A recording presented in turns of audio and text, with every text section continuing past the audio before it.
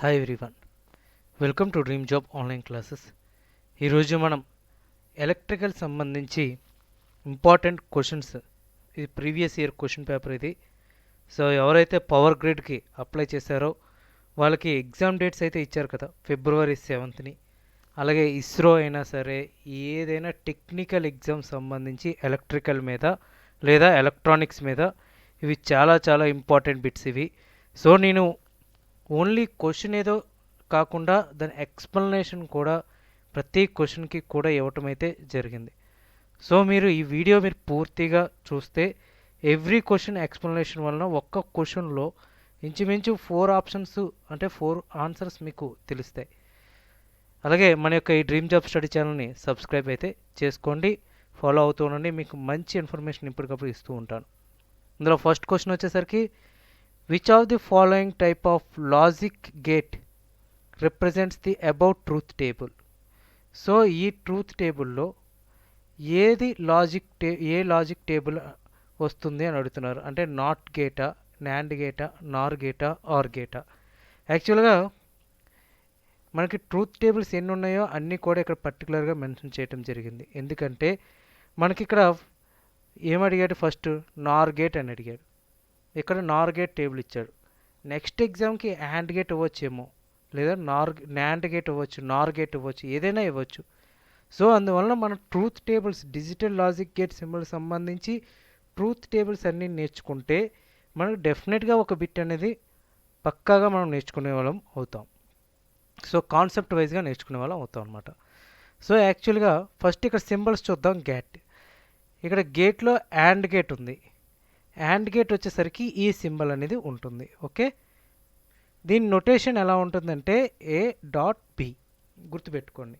ఒక్కోసారి నొటేషన్ అడగొచ్చు, లేదా ఒక్కోసారి సింబల్ అడగొచ్చు, లేదా ఒకసారి ట్రూత్ టేబుల్ అడగొచ్చు. అంటే ఇక్కడ 3 బిట్లు కవర్ అవుతున్నాయి. ఇక్కడ యాండ్ గేట్ యొక్క సింబల్ ఏంటి అంటే ఈ సింబల్ వస్తుంది. దీని నొటేషన్ A.B వస్తుంది. దీని ఇన్పుట్ అంటే ట్రూత్ టేబుల్ యొక్క ఇన్పుట్ అవుట్పుట్ డేటా ఎలా ఉంటుందంటే 2 1s అయితే 1, రిమైనింగ్ అన్ని పొజిషన్స్లో జీరోస్ అవుతాయి. గుర్తుపెట్టుకోండి, అండ్ అనేటప్పుడు ఓన్లీ 1 2 1s అంటే ఏలో 1 బీలో 1 అయితేనే అవుట్పుట్ అనేది 1 వస్తుంది. రిమైనింగ్ అన్నీ కూడా జీరోస్, 0 0 అయినా 0 1 అయినా 1 0 అయినా జీరోలు వస్తాయి. 1 1 అయితేనే 1 ఉంటుంది. Okay, outputs. ఇంకా ఆర్ గేట్ యొక్క సింబల్ ఈ విధంగా ఉంటుంది. కొంచెం కర్వ్ ఉండి ముందు కర్వ్ ఉంటుంది. దీనిది A+B ఉంటాయి. దీని నొటేషన్ ఎలా ఉంటుంది, A+B.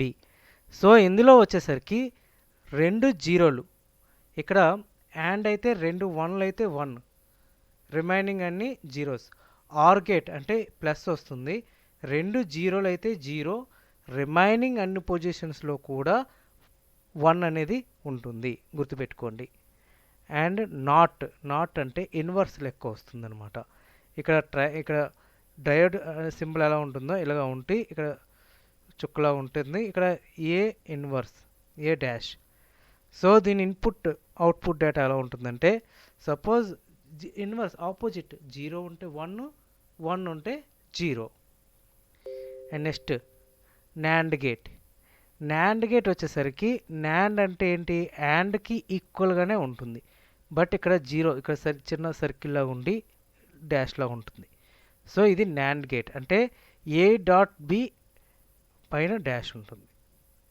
ఇందులో 2 1లు అయితే 0, రిమైనింగ్ పొజిషన్స్ 1లు. అంటే యాండ్లో ఏంటి, 2 1లు అయితే 1, రిమైనింగ్ అన్నీ జీరోస్, దానికి ఆపోజిట్ అనమాట ఇది. సో 2 1లు అయితే 0, రిమైనింగ్ అన్ని పొజిషన్స్లో 1s అనేవి ఉంటాయి. ఇంకా నార్ గేట్ వచ్చేసరికి ఇక్కడ సేమ్ ఆర్ గేట్కి ఏ విధంగా అయితే ఉందో దానికి ఇన్వర్స్ ఉంటుంది. సో ఇన్వర్స్ అంటే ఏంటి, ఆపోజిట్ కదా, మనకి 0 to 1 1 to 0 కదా. అలాగే A.B ఇన్వర్స్ అంటే ఏంటి, దీనికి ఆపోజిట్లోనే ఉంటాయి. అలాగే A+B inverse. So A+B inverse అంటే నార్ గేట్ అని మనం బాగా గుర్తుపెట్టుకోవాలి. ఓకే, ఇందులో A+B ఇన్వర్స్. ఇందులో వచ్చేసరికి 2 జీరోలు అయితే 1, రిమైనింగ్ అన్ని జీరోలు. ఇక ఎక్స్క్లూజివ్ నార్ అంటే A+ ఇక్కడ సర్కిల్ ఉండి B వస్తుంది. ఇందులో 2 జీరోలైనా జీరో, 2 వన్లైనా జీరో, రిమైనింగ్ అన్ని పొజిషన్స్లో కూడా 1 అనేది వస్తుంది. ఇది ట్రూత్ టేబుల్, నొటేషన్స్, సింబల్స్ చాలా చాలా ఇంపార్టెంట్. ఏ ఎగ్జామ్లోనైనా సరే మ్యాక్సిమం క్వశ్చన్ అయితే ఎక్స్పెక్ట్ చేయొచ్చు. ఇంకా next question, which of the following, ఇంకా ఇది అయిపోయింది.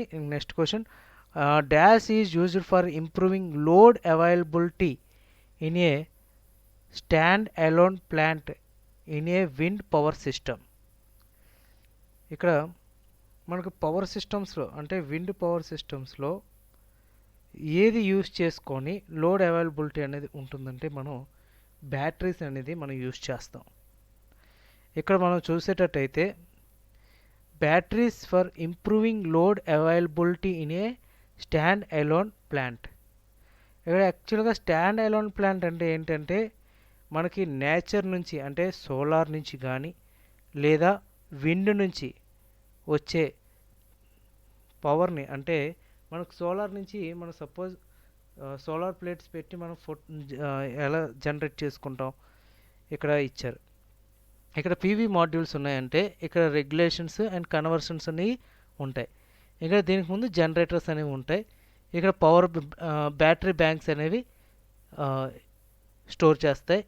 ఇక్కడ ఏసీఆర్ డీసీ అనేది లోడ్ అనేది చేంజ్ చేస్తుంది.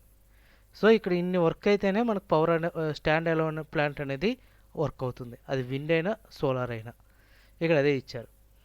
Transmission link for connecting the plant to the area grid. The following are commonly used terms and terminology in the word in the wind power industry. Low speed shaft, the rotor turns the లో speed shaft at 30 to 60 rotations per minute. ఇప్పుడు wind ఉంది, పెద్ద winds ఉన్నాయి. ఆ winds ఏంటి అంటే ఎంత స్పీడ్తో తిరుగుతాయి అని అడుగుతారు. అంటే ఏ స్పీడ్తో తిరుగుతాయి అంటే లో స్పీడ్ షాఫ్ట్. గుర్తుపెట్టుకోండి, చాలా ఇంపార్టెంట్ ఇది. ఏ రొటేషన్ అంటే లో స్పీడ్ షాఫ్ట్ అండ్ ఎన్ని రొటేషన్స్ పర్ మినిట్ తిరుగుతాయి అంటే 30 to 60 రొటేషన్స్ తిరుగుతాయి. Okay. And next, dash utilize high pressure compressed air for arc extension and need a compressed air plant. Answer is air blast circuit breakers. ఇక్కడ మనం చూద్దాం, ఇక్కడ moving contact ఒకలా ఉంటుంది, fixed contact ఉంటుంది. ఇక్కడ మూవింగ్ కాంటాక్ట్ ఫిక్స్డ్ కాంటాక్ట్ ఈక్వల్గా ఒకే విధంగా ఉంటే, ఒకే డైరెక్షన్లో వెళ్తే అంటే ట్రావెల్ చేస్తే అది axial blast air circuit breaker.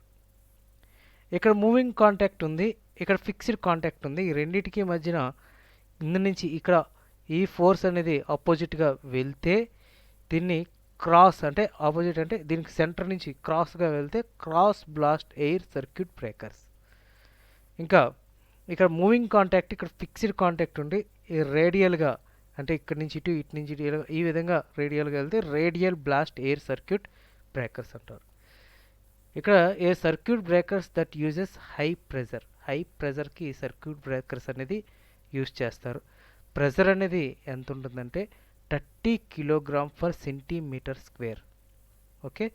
ఇక compressed air or gases of arc extension purposes in arc quenching medium is called air blast circuit breaker. Air blast circuit breaker అంటే ఏంటంటే కంప్రెస్డ్ ఎయిర్స్ కానీ గ్యాసెస్ కానీ ఒక arc ఎక్స్టెన్షన్స్లో అంటే అది straight వే అవ్వచ్చు, cross వే అవ్వచ్చు, రేడియల్ కావచ్చు, ఏదైనా అంటే ఎక్స్టెన్షన్ అనేది అవే విధంగా ఆర్క్ కెంచింగ్ అనేది ఉంటే అది air blast circuit breaker.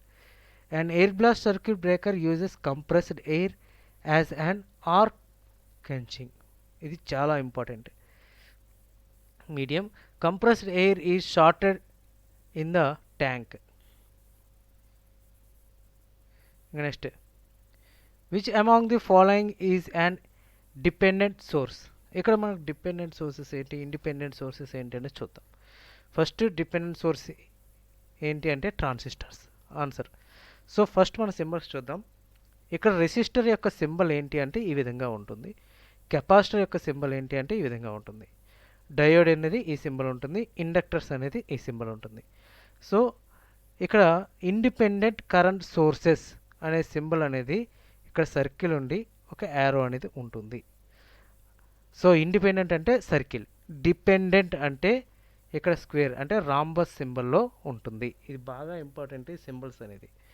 So independent అంటే సర్కిల్ గుర్తుపెట్టుకోండి. సర్కిల్లో ఒక యారో మార్క్ అనేది ఉంటే అది కరెంట్, ఒక ప్లస్ మైనస్ అనేది ఉంటే వోల్టేజ్ గుర్తుపెట్టుకోండి.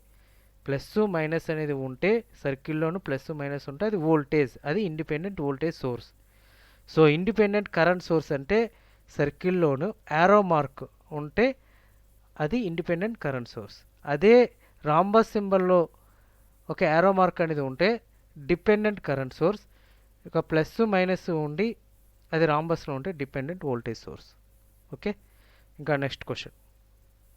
Which among the following type of bulbs are used for ceiling light and wall light? ఇది చాలా ఇంపార్టెంట్ ఇది. సో సీలింగ్ లైట్స్కి వాల్ లైట్స్కి ఏ టైప్ ఆఫ్ బల్బ్స్ యూజ్ చేస్తారో అని అడుగుతున్నారు. ఆన్సర్ ఏంటంటే మెర్క్యూరీ వేపర్ బల్బ్స్. ఓకే, ఈ క్వశ్చన్ మనం చూసి ఈ సెషన్ ముగిద్దాం. నెక్స్ట్ సెషన్లో రిమైనింగ్ క్వశ్చన్స్ అనేది మనం చూద్దాం. ఇందులో మనం ఫస్ట్ చూద్దాం. హాలోజన్ ల్యాంప్స్ ఉన్నాయి, లైటింగ్ సోర్సెస్ హాలోజన్.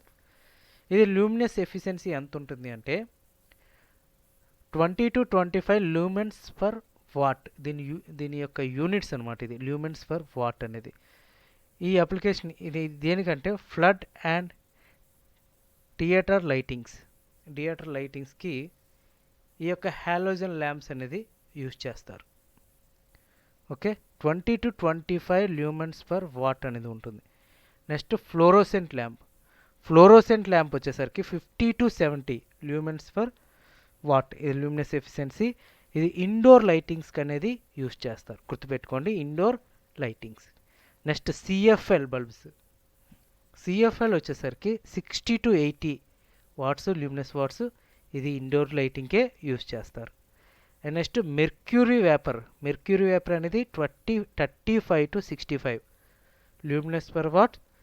ఇది సీలింగ్స్ అండ్ వాల్ లైట్స్కి ఇది యూజ్ చేస్తారు. ఇక్కడ అడిగిన క్వశ్చన్ ఏంటి, సీలింగ్ లైట్స్కి వాల్ లైట్స్కి ఏ బల్బ్స్ యూజ్ చేస్తారని అడిగారు. మెర్క్యూరీ వేపర్ బల్బ్స్ ఓకే, ఇంకా మెటల్ హ్యాలైడ్ అనేది 75 to 100. ఇది over head lighting in malls, factories, stores దీనికి యూజ్ చేస్తారు. మాల్స్కి కానీ షాపింగ్ మాల్స్కి ఇట్లా యూజ్ చేస్తారు కదా, వాటికి ఏంటంటే మెటల్ హ్యాలైడ్. దీని ఎఫిషియన్సీ ఎంత ఉంటుంది అంటే 75 to 100. గుర్తుపెట్టుకొని, చాలా important. Next high pressure sodium lamps వచ్చేసరికి 100 to 150. ఇది వచ్చేసరికి స్ట్రీట్ లైట్స్కి, ఎక్కడైతే మంచి లైట్ కావాలి అనుకున్న ప్రదేశాల్లో ఇది యూజ్ చేస్తాం. నెక్స్ట్ లో ప్రెజర్ సోడియం అంటే 150 to 200. ఇది స్ట్రీట్ లైట్స్కి యూజ్ చేస్తారు. మంచు అంటే ఫాగీ ప్రదేశాలు, మంచు ప్రదేశాలలో ఈ లో ప్రెజర్ సోడియం లైట్స్ అనేది యూజ్ చేస్తారు. దీని ఎఫిషియన్సీ ఎలా ఉంటుందంటే 150 to 200 ల్యూమెన్స్ పర్ వాట్ ఉంటాయి. అండ్ నెక్స్ట్ ఎల్ఈడి అనేది 200 ల్యూమెన్స్ పర్ వాట్స్ ఉంటాయి. మల్టీపర్పస్, ఏ విధంగా అయినా సరే యూజ్ చేసుకోవచ్చు. Used for indoor as well as outdoor applications. So LED అనేది ఒకవేళ మనకి క్వశ్చన్ అడగొచ్చు, ఇండోర్కి యాజ్ వెల్ యాజ్ అవుట్డోర్కి యూజ్ చేసే లైట్స్ ఏంటి అని అడిగితే మనం ఎల్ఈడి అని పెడతాం. సో ఇక్కడ మనకి చాలా వరకు క్వశ్చన్స్ అనేవి మనకు కవర్ అయినాయి. ఓకే, నెక్స్ట్ సెషన్లో మనం రిమైనింగ్ క్వశ్చన్స్ అన్నీ కూడా చూద్దాం. ఇలాగ నేను చాలా క్వశ్చన్స్ తయారు చేశాను, అన్నీ కూడా మనం స్టెప్ బై స్టెప్ మనం నేర్చుకుందాం. ఫస్ట్ ఇవన్నీ కూడా మీరు నేర్చుకున్నారు కదా, మీరు నోట్ చేసుకోండి, మీకు చాలా ఇంపార్టెంట్. Okay, thank you.